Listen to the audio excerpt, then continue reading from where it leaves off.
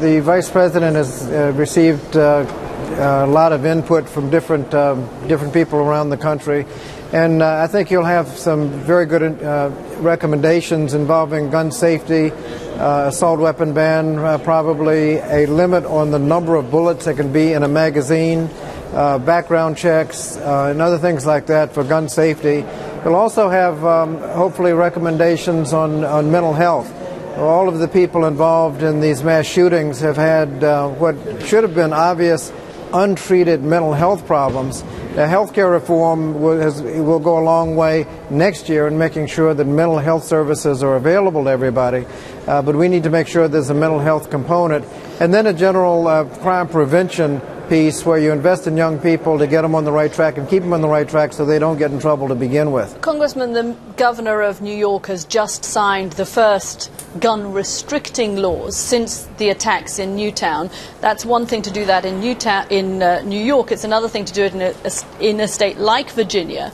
How much opposition are you going to encounter, do you expect to encounter from the gun lobby if you really try to restrict gun sales or ammunition sales in the country? Well, I think there's a difference between restricting and making sure that only the right people have access to these firearms. That's where the background checks can be extremely important. I know Virginia has actually gone backwards. We had a limitation on the number of firearms you could buy to one gun a month.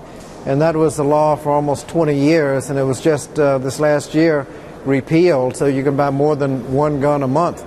So in Virginia, we're actually going backwards. But I think you can limit with background checks to make sure that those with criminal records are not getting firearms, making sure that mental health records are available so those that are ineligible due to mental health challenges to buy arms have that in the database and are denied access to firearms. What about broader restrictions, though? Because, of course, you will be up against the National Rifle Association, no particular friend of yours, Congressman, but, I mean, they're not going to be happy with any kind of restrictions on gun sales because they are lobbying for the gun industry and there are very big profits there. Well, I think there's a difference between limitations on purchases and limitations on who can purchase. I think that there's beginning to be a consensus that those who are ineligible to buy firearms ought to be restricted.